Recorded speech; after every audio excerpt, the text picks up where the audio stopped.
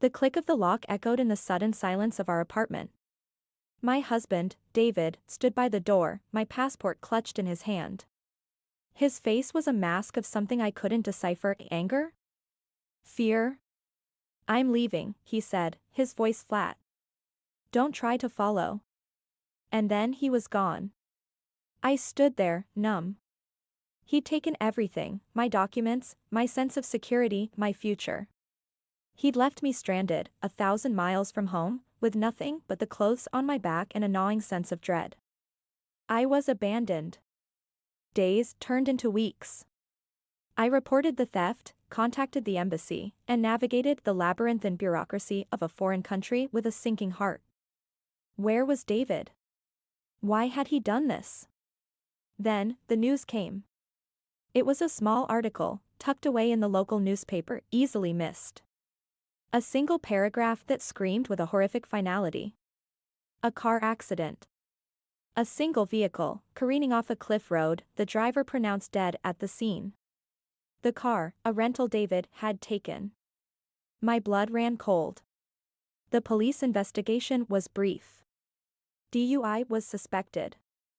They returned my passport, a grim-faced officer offering a perfunctory apology for the inconvenience. Inconvenience.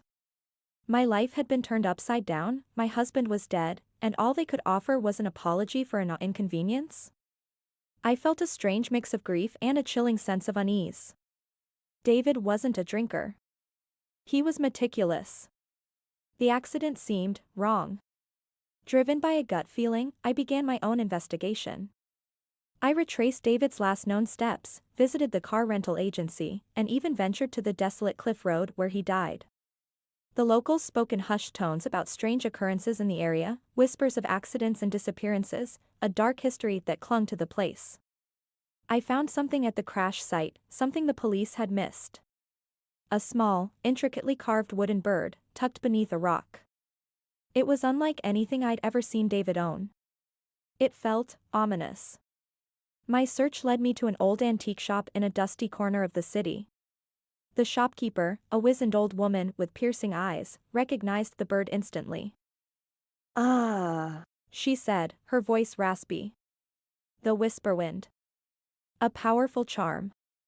It can bring great fortune or unspeakable tragedy, depending on the intentions of the giver."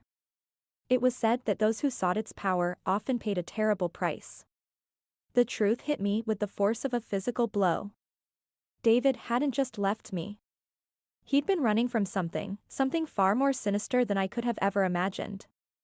He had sought the Whisperwind's power, perhaps for riches, perhaps for a new life, leaving me behind as some sort of sacrifice. And the tragedy that awaited him was not just a car accident, but a consequence of his desperate gamble. David's betrayal had led him to his death, and I knew, with chilling certainty, that if I stayed, the same fate could await me. His theft had saved my life.